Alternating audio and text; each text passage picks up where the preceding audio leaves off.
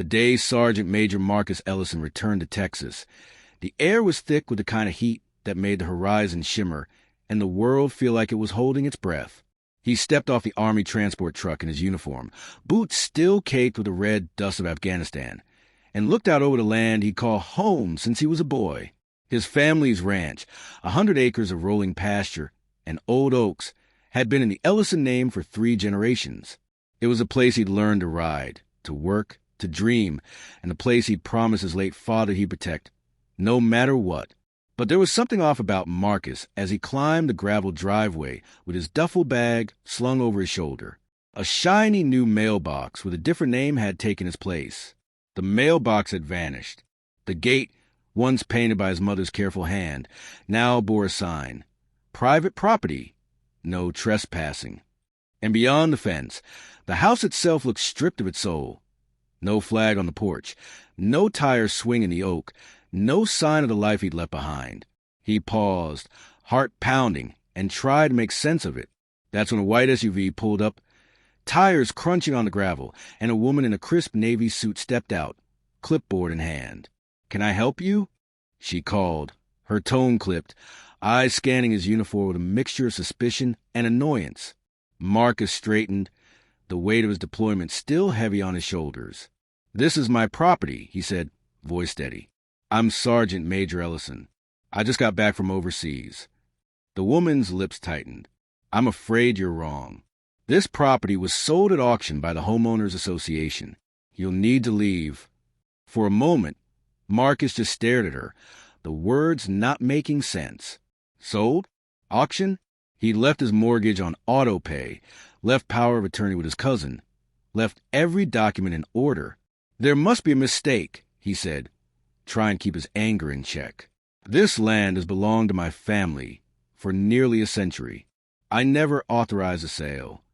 The soldier, still unloading gear from the truck behind him, caught the woman's attention. "If you don't leave, I'll have to call security." Marcus took a slow breath, feeling the old training kick in, assess, adapt, respond. "Call whoever you want," he said quietly. "But I'm not leaving my home." The woman huffed, pulling out her phone, and within minutes, 2 security guards in ill-fitting uniforms arrived, flanking her like loyal dogs. One of them said, his hand resting on his belt, "Sir, you're trespassing. We're going to have to ask you to leave the premises." Marcus looked past them, his gaze settling on the porch where he'd once watched summer storms roll in, where his mother had sat with sweet tea and stories.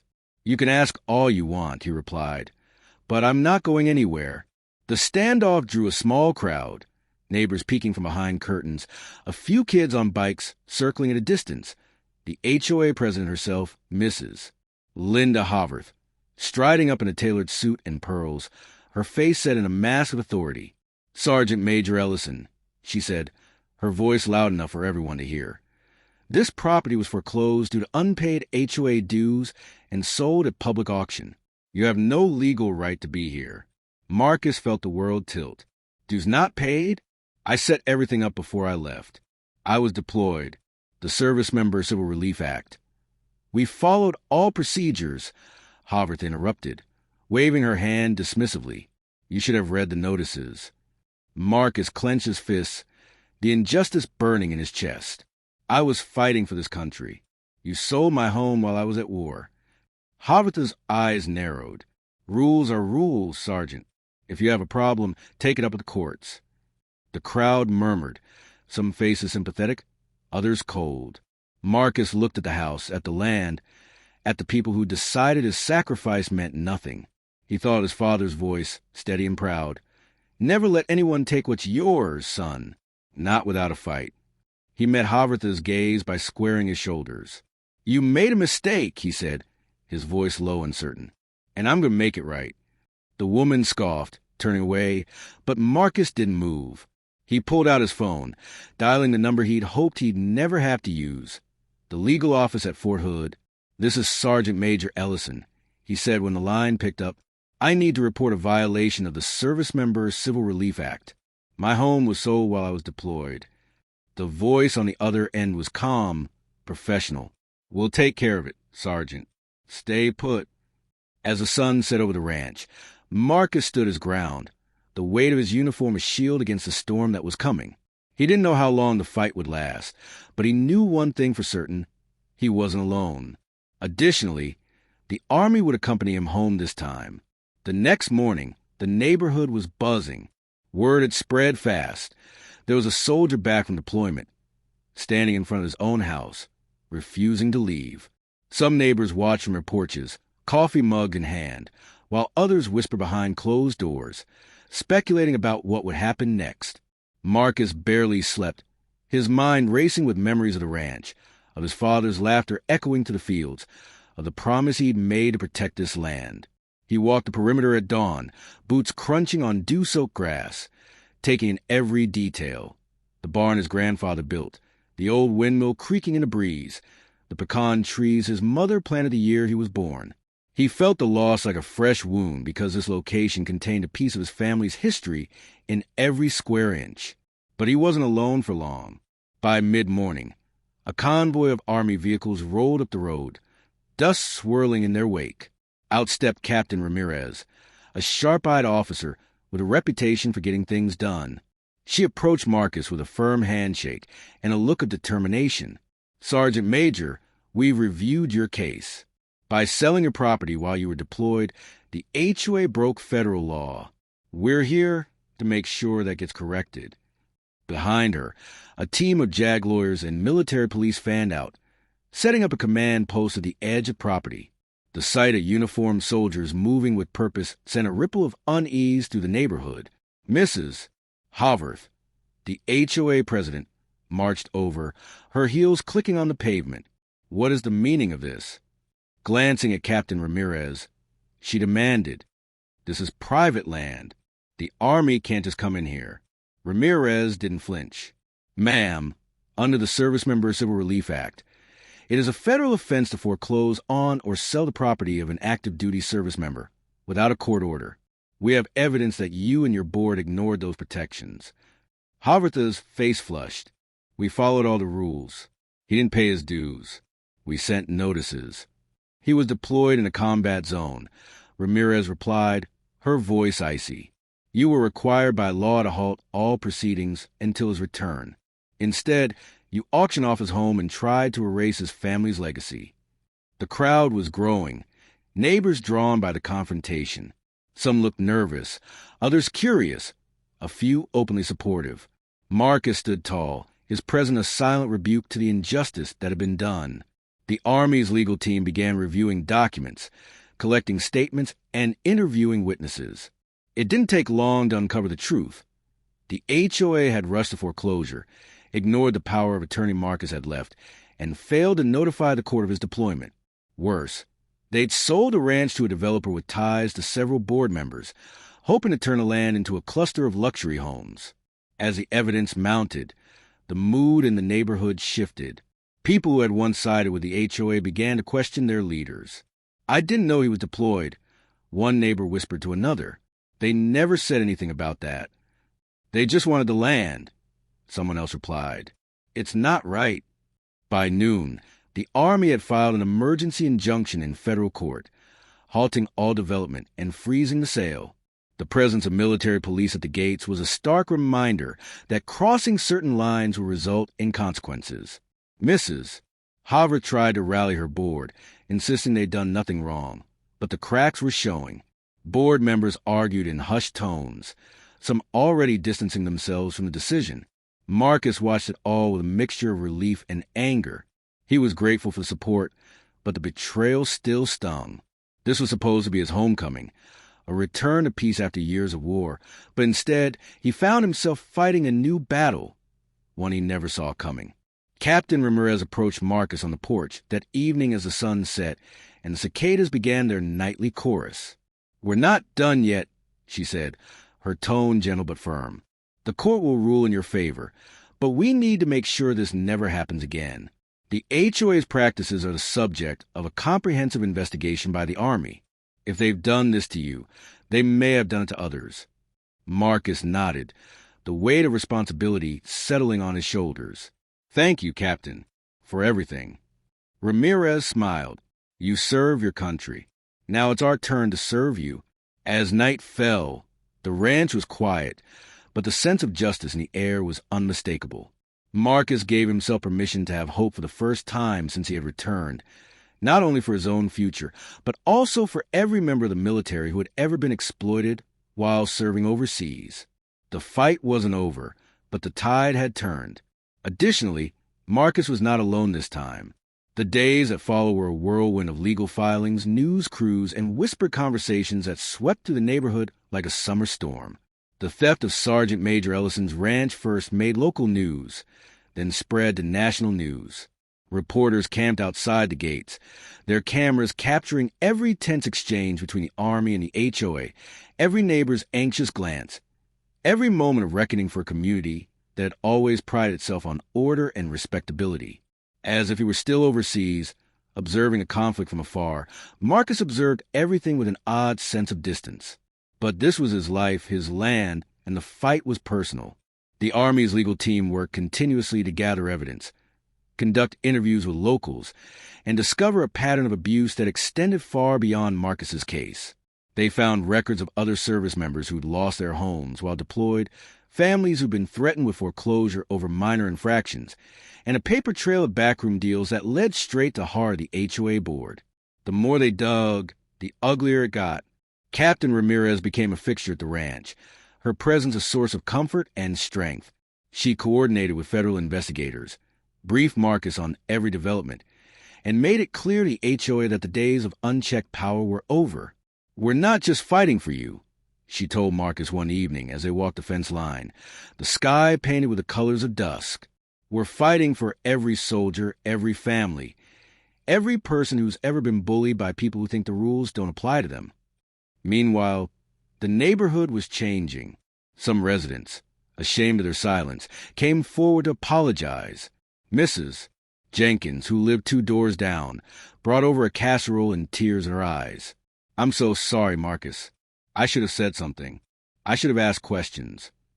As a result of the Army's presence, others began to tell their own stories, including those about being fined for leaving a trash can out for an additional hour, being threatened for painting a door the wrong color, and the fear that had kept them silent for so long. The HOA board, once so confident, was unraveling. Numerous board members resigned, with some facing fraud and conspiracy charges. Mrs. the President Haworth attempted to cling to power, but the evidence was overwhelming. She was taken into custody on suspicion of breaking federal law, and every state news station carried her mugshot. The developer who bought Marcus's ranch was forced to return the property, his plans for luxury homes dashed by the court's ruling. The judge's decision was swift and unequivocal. The sale was null and void, the land returned to Marcus, and the HOA ordered to pay damages for their illegal actions. But the consequences didn't stop there. The Army, determined to send a message, launched a full-scale review of every property sale in the subdivision. Military police and federal marshals went door to door, checking records, interviewing residents, and making it clear that no one was above the law. For some, it was a relief, a chance to finally speak out, to reclaim their dignity in their homes. For others, it was a reckoning, a moment when years of quiet complicity came crashing down. Through it all, Marcus remained steady, his resolve unshaken. He worked alongside the investigators, helped neighbors navigate the legal process, and became a symbol of resistance and hope. The ranch, once a place of loss and betrayal, became a gathering point for the community, a place where people came to share stories, to heal, and to imagine a future built on trust instead of fear. One evening, as the sun set over the fields, Marcus stood on the porch with Captain Ramirez and a handful of neighbors. The air was filled with laughter and the smell of barbecue, the sound of children playing in the yard. "You changed things here," Ramirez said quietly, her gaze steady. "You reminded people what it means to stand up for what's right." Marcus looked out over the land, the weight of the past few weeks settling into something like peace. "I just did what I had to do," he replied, "but I couldn't have done it alone." Ramirez shrugged. "No one ever does." As night fell and the stars came out, Marcus felt a sense of belonging he hadn't known in years. The fight wasn't over. There would always be those who tried to take what wasn't theirs, who used power as a weapon instead of responsibility. But for the first time in a long time, he believed that justice could be done, that a community could change, and that a soldier's return home could be more than just a return. It could be a fresh start. A transformation that no one in the neighborhood could have foreseen occurred in the weeks that followed. Where there had once been suspicion and silence, there was now conversation and connection. The Army's investigation had not only restored Marcus's ranch, but it also uncovered a web of corruption that stretched into nearly every corner of the HOA's operations. The federal court's ruling sent shockwaves through the state, and soon other communities began to question their own associations, wondering how many more stories like Marcus's were hidden behind polite smiles and manicured lawns. The street was still lined with news vans, but their focus shifted from outrage to hope, from scandal to recovery. Marcus found himself at the center of it all, not just as a victim, but as a leader. He was invited to speak at town halls, to share his story with other service members, to help draft new protections for military families. He worked with lawyers and lawmakers, determined that no one else would ever come home to find their life stolen out from under them. The ranch became a symbol, a place where people gathered for barbecues, for meetings, for moments of quiet reflection. Veterans from across the county came to visit, some to offer support, others to seek advice. Marcus listened to every story, offered what help he could, and reminded each person that they were not alone. The new HOA board, elected by a landslide, was made up of people who understood the true meaning of service. They opened the books, apologized for the past, and set about rebuilding trust one conversation at a time. Rules were rewritten, fines were reviewed, and every decision was made in the open, with the community's voice at the center. For the first time, people felt like they belonged, not because they followed every rule, but because they looked out for each other. One afternoon, as Marcus repaired a fence post near the edge of his property, a group of children ran up, breathless and excited. "Mr. Ellison, can we help?" One of them asked, holding out a hammer that was almost too big for his hands. Marcus smiled, remembering his own childhood on this land, the lessons his father had taught him about hard work and kindness. "Of course," he said, handing the boy a nail. "But you have to promise to be careful. This ranch is for everyone now." The children grinned, eager to learn, and together they worked until the sun dipped low and the sky turned gold. As the days grew longer and the wounds of the past began to heal, Marcus found himself thinking less about what he'd lost and more about what he'd gained. A community awakened, a legacy restored, and a future that felt wide open. On the anniversary of his return, the neighborhood gathered at the ranch for a celebration. There was food and music, laughter and stories, and a sense of unity that had once seemed impossible. Captain Ramirez attended, her uniform crisp, her smile genuine. She raised a glass in Marcus's honor, her words carrying across the crowd. "This is what happens when we stand together, when we refuse to let fear or greed decide our fate, when we remember that service isn't just something you do in uniform. It's something you do every day, for your neighbors, for your friends, for your home." The crowd cheered, and Marcus felt a swell of pride, not just for himself, but for everyone who had chosen to do the right thing, even when it was hard. As the sun set and the stars appeared, he walked the fields one last time, the land quiet and peaceful beneath his feet. He thought of his father, of the promise he'd made, and knew he had kept it, not just by fighting for his own home, but by helping others find the courage to fight for theirs. The army trucks were gone now, replaced by the steady rhythm of daily life, but their impact remained. The neighborhood was changed, stronger and more compassionate, a place where no one would ever be left behind again. And as Marcus stood beneath the old oak tree, the tires swaying gently in the breeze, he realized that home wasn't just a place. It was a promise, kept alive by the people who refused to let it be taken away. In the end, the Army hadn't just taken back a ranch.